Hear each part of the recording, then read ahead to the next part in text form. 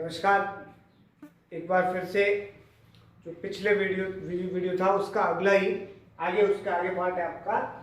हम पढ़ेंगे क्रिया, और क्रिया का जो सवाल है वो 10वीं क्लास में सवाल आता है इसका 2 नंबर का। 12वीं क्लास में भी इसका सवाल है।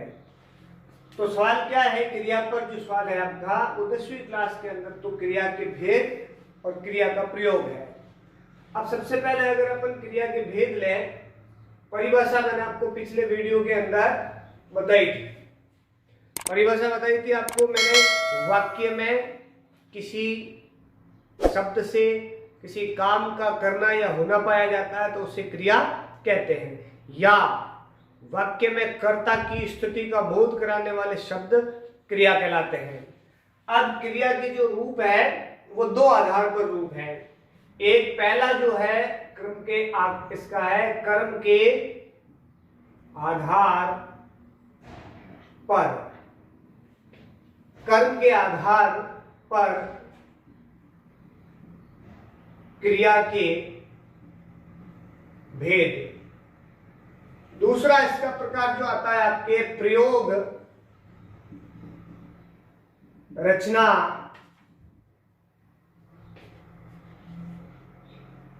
या अन्य आधार पर भेद। क्रिया के प्रकार के 2 भेद हैं, कर्म के आधार पर क्रिया, प्रयोग, रचना और अन्य आधार पर क्रिया। प्रयोग के आधार पर हमने देखी कि क्रिया 2 प्रकार की होती है। प्रयोग के आधार पर, कर्म के आधार पर क्रिया 2 प्रकार की होती है। एक होती है आपके सकर्मक क्रिया, इसका दूसरा रूप होता है अकर्मक क्रिया। अगर इस तरफ आ जाए अपन तो प्रयोग और रचना के आधार पर या अन्य आधार पर जो क्रिया के रूप होते हैं वो कौन कौन से होते हैं, तो इसके आधार पर अपन क्रिया के रूप अगर करें तो पहला आता है आपके संयुक्त क्रिया, दूसरा रूप आता है आपके सहायक क्रिया, और तीसरा रूप आता है आपका सहायक क्रिया के बाद इसका तीसरा रूप आएगा प्रेरणार्थक क्रिया,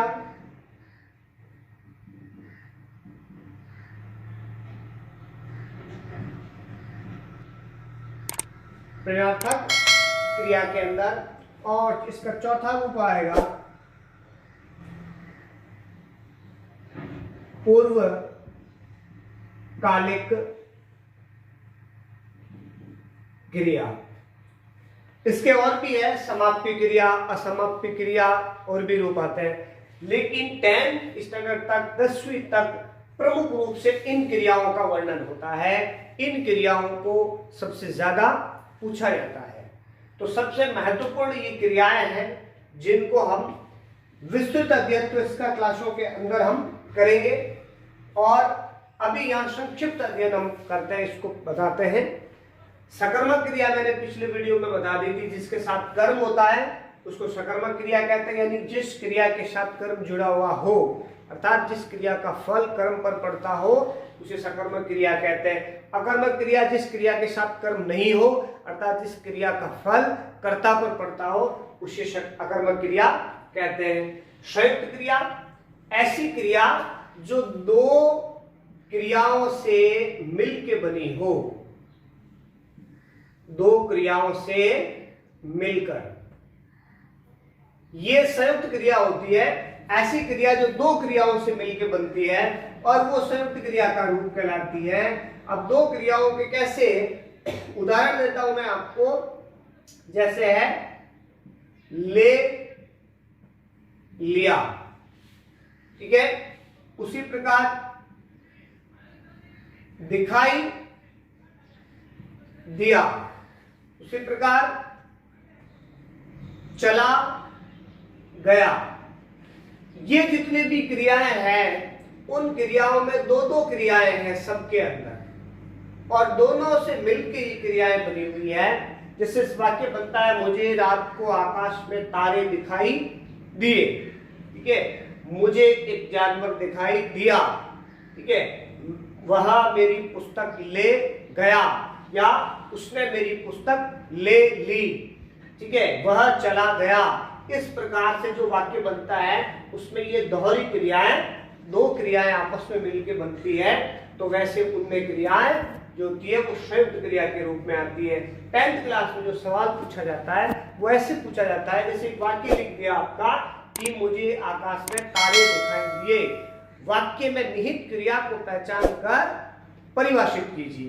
तो आपको पहचानना है कि दिखाई दिए तो दो क्रियाओं से मिलकर बनी हुई है, तो सीधी सी बात है कि क्रिया संयुक्त क्रिया है। तो संयुक्त क्रिया की परिभाषा क्या होगी कि ऐसी क्रिया जो दो क्रियाओं से मिलकर बनी हुई हो उसे संयुक्त क्रिया कहते हैं। अब उसके बाद में आता है दूसरी बात, सहायक क्रिया। सहायक का मतलब भी है जो सहायता करता हो, यानी कि जो क्रिया सहायता करती हो या करती हो। अब ये क्रिया किसकी सहायता करेगी? मुख्य क्रिया की सहायता करेगी। जैसे पीछे आता है आपके यहां पर रहा, था, रहे, थे, रहा, है, ऐसी जो क्रियाएं आती है ये आपकी किस में आती है? वो सहायक क्रियाओं के अंतर्गत आती है। यानी सहायक क्रिया किसको कहते हैं? ऐसी क्रिया जो मुख्य क्रिया की सहायता करती हो उस क्रिया को सहायक क्रिया कहते हैं। प्रेरणात्मक क्रिया किसको कहते हैं? ऐसी क्रिया जो कर्ता स्वयं न करके किसी और से करने की प्रेरणा देता हो उसको प्रेरणार्थक क्रिया भी कहते हैं। इसको आज्ञार्थक क्रिया भी कहा जाता है। जैसे ये क्या करता है कि ये प्रेरणा देती है, ये किसी को कार्य करने के लिए प्रेरणा देती है। जैसे आ जाता है करवाया, या आ जाता है दिलवाया, लिखवाया, ठीक है, भिजवाया। इस प्रकार के जो वाक्य क्रियाएं आती है वो क्रियाएं प्रेरणात्मक क्रियाओं के अंतर्गत आती है। यानी प्रेरणात्मक क्रिया किसको कहते हैं? ऐसी क्रिया जिसको कर्ता स्वयं संपन्न करके किसी और से संपन्न करवाता हो या करवाने की प्रेरणा देता हो, उस क्रिया को हम क्या कहेंगे? प्रेरणात्मक क्रिया कहेंगे। अब अगली आती है आपके पूर्वकालिक क्रियाएं। पूर्व का मतलब होता है पहले, कालिक का मतलब समय। यानी ऐसी क्रियाएं, दो प्रकार की क्रियाएं होगी, वाक्य में दो क्रियाएं प्रयोग होगी। एक क्रिया पहले संपन्न हो जाएगी और दूसरी क्रिया बाद में संपन्न होगी। दूसरी क्रिया शुरू तब होगी जब पहली क्रिया संपन्न हो जाएगी। समझ में आ रही बात? पूर्वकालिक में दो क्रियाएं होगी, एक क्रिया पहले संपन्न हो जाएगी, दूसरी बाद में संपन्न होगी। अब दूसरी क्रिया जो शुरू होगी वो पहली के संपन्न होने के बाद शुरू होगी, ठीक है। इसलिए पहली जो क्रिया जो संपन्न हो चुकी है वो कहलाएगी पूर्वकालिक क्रिया। अब यहां पर कैसे? इसमें भी आपके आ जाएगा पहले संपन्न होने वाली। अब ऐसी क्रिया जो पहले संपन्न हो जाती है वाक्य के अंदर, कैसे? जैसे यहां पर आ गया है खाकर, सोकर, सुनकर। ऐसी क्रियाएं हैं जो ये आपके पूर्वकालिक क्रिया है। जैसे यहां पर वाक्य पर कहे कि राम खाना खाकर सो गया। अब सो गया की जो क्रिया है उससे पहले क्रिया और हुई है खाना खाने की, यानी खाकर। राम खाना खाकर सो गया, तो खाकर क्रिया जो है वो पूर्वकालिक क्रिया आ जाएगी। अब सो गया जो वो क्रिया है वो समापी क्रिया कहलाएगी। असमापी और समापी दो प्रकार की क्रियाएं होती है, समापिका क्रिया, असमापिका क्रिया। तो इसमें भी दो क्रिया, ऐसी क्रिया जो संपन्न हो जाती है, पूरी हो जाती है, समाप्त हो जाती है, और ऐसी क्रिया जो संपन्न नहीं होती है, वो असमापिका क्रिया के अंतर्गत भी आ रहा है। जैसे होता है ना कि राम जा रहा, ठीक है, ट्रेन चल रही है, तो उसमें क्या है, क्रिया संपन्न खत्म नहीं हुई है, चल रही है, जा रहा है। और जिसमें क्रिया संपन्न हो जाती है कि मैंने खाना खा लिया, इसका मतलब वो संपन्न हो गई, वह बैठ गया, वो चला गया, तो क्रिया संपन्न हो चुकी है, वहां पर होती है समापिका। एक अन्य प्रकार भी होता है इसका। तो ये पूर्वकालिक क्रिया है, पूर्वकालिक का मतलब पहले संपन्न हो चुकी है। जैसे दूसरी क्रिया है सोकर, ठीक है, कि मैं सोकर उठा हूं, यानी कि उठने से पहले सो गया था, वो क्रिया संपन्न हो चुकी थी, मैं सोकर उठा हूं। ऐसे ही सुनकर, मैंने तुम्हारी बातें सुनकर फैसला लिया, यानी कि आपने जो सुनकर काम किया है, फैसला लेने का जो क्रिया की है, वो सुनकर क्रिया से को संपन्न करने के बाद की है। यानी एक क्रिया पहले संपन्न हो चुकी होती है और दूसरी क्रिया शुरू होती है। शुरू होने से पहले वाली जो क्रिया है, दूसरी क्रिया की जो पहली क्रिया है, उस क्रिया को हम कहेंगे पूर्वकालिक क्रिया। ये तो आपकी क्रियाओं के प्रकार जो 10वीं क्लास तक पूछी जाती है, इनकी सबकी परिभाषाएं आपको वीडियो देख के घर पे बनानी है। कैसे, जो क्रिया जिस क्रिया के साथ कर्म हो, अर्थात जिस क्रिया का फल कर्ता कर्म पर पड़ता हो, उसे सकर्मक क्रिया कहते हैं। जिस क्रिया का फल कर्ता पर पड़ता हो, अर्थात जिसके साथ कर्म ना हो, उसे अकर्मक क्रिया कहते हैं। संयुक्त क्रिया दो क्रियाओं से मिलकर बनी क्रिया है, संयुक्त क्रिया कहलाती है। सहायक क्रिया, मुख्य क्रिया की सहायता करने वाली क्रिया को सहायक क्रिया कहते हैं। प्रेरणार्थक क्रिया, वह क्रिया जिसको कर्ता स्वयं न करके किसी अन्य से करवाने की प्रेरणा देता हो, उसे प्रेरणार्थक क्रिया कहते हैं। पूर्वकालिक क्रिया, वह क्रिया जो पहले संपन्न हो रही क्रिया से पहले की जो क्रिया होती है, उसे पूर्वकालिक क्रिया कहते हैं। वाक्य में संपन्न या पूर्ण होने वाली क्रिया से पहले जो क्रिया पूर्ण हो जाती है, उस क्रिया को पूर्वकालिक क्रिया कहते हैं। अब ये तो चीज आ गई आपकी क्रिया के भेद, इसके प्रकार आ गए। अब बात यह आती है कि क्रिया का सवाल कैसे आता है। इसका जो सवाल है 10वीं क्लास में, वो प्रश्न के रूप में कैसे आता है और हमें उसको हल कैसे करना है। तो सवाल इसका ये आता है, जैसे मैं एक सवाल लिखता हूं, एक प्रश्न लिखता हूं कि राम को एक तारा दिखाई दिया। अब आ जाएगा कि उक्त वाक्य में निहित क्रिया पहचान कर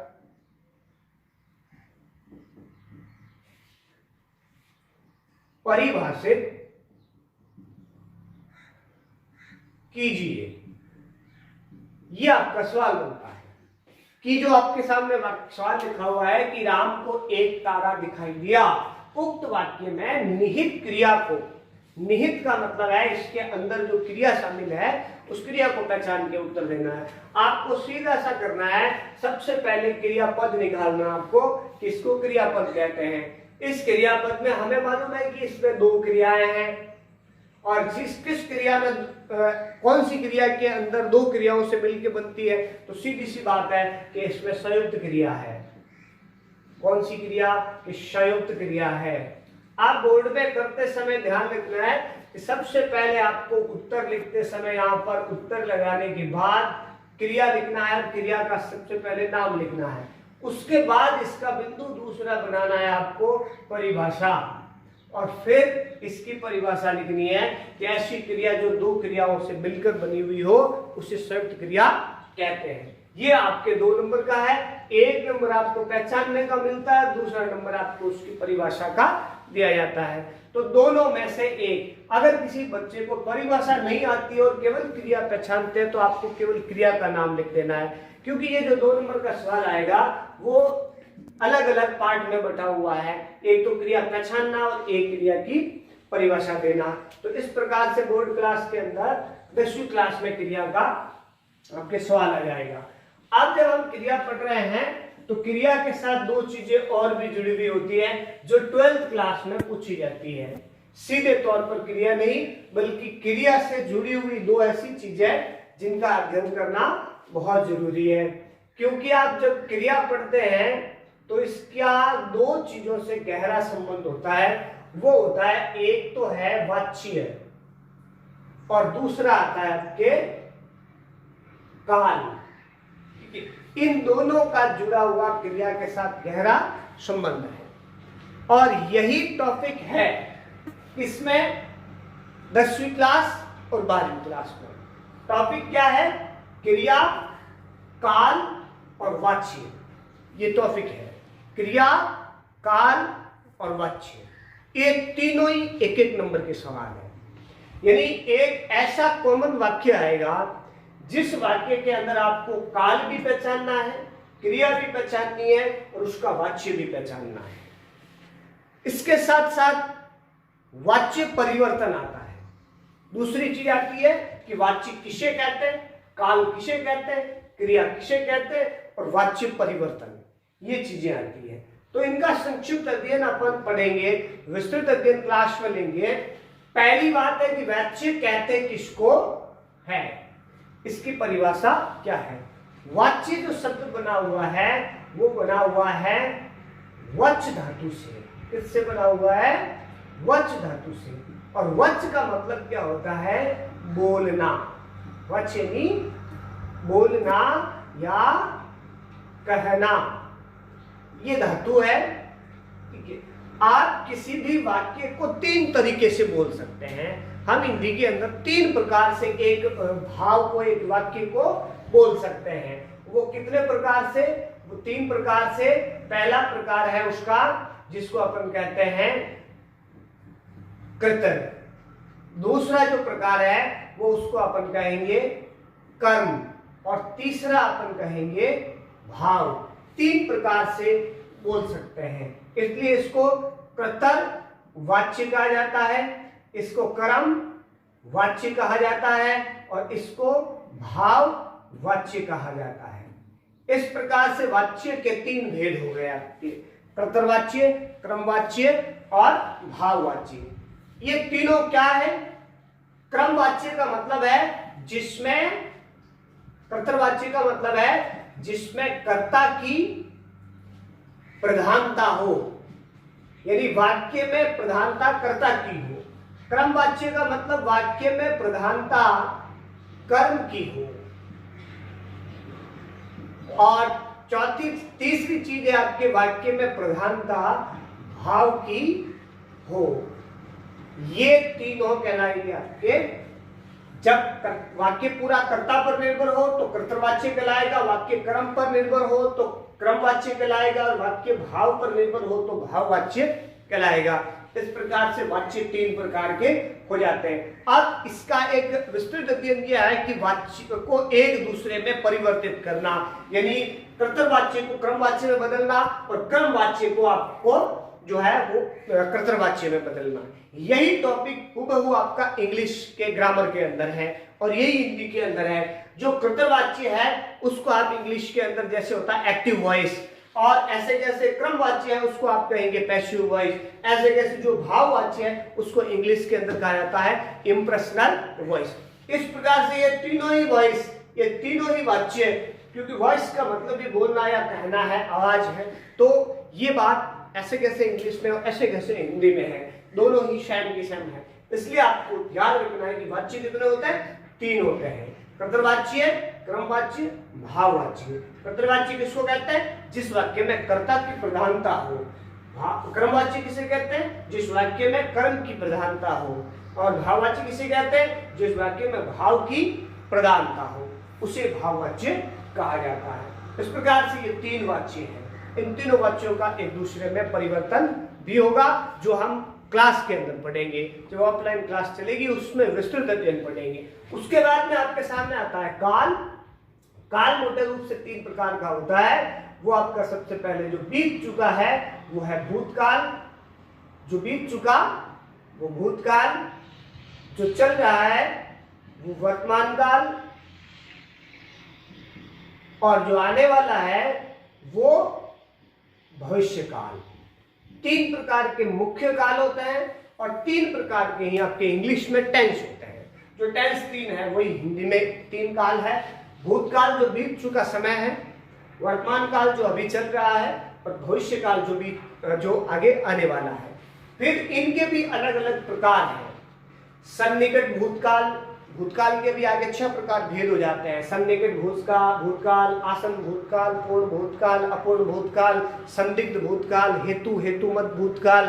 इस प्रकार से भूतकाल के आगे प्रकार भी बदल जाते हैं। वर्तमान काल के भी 5 भेद हो जाते हैं। भविष्य काल के भी आगे जाकर के 4 भेद हो जाते हैं। इस प्रकार से ये अमूमन बेसिकली 4 प्रकार के अंदर फिर आगे बढ़ जाते हैं। इसलिए इनका भी विस्तृत अध्ययन हम आगे क्लास में पढ़ेंगे। ये 10th क्लास में है आपका चैप्टर ऐसे के ऐसे, जिसमें तीनों चीजें आपस में जुड़ी हुई है, क्रिया और काल और वाच्य।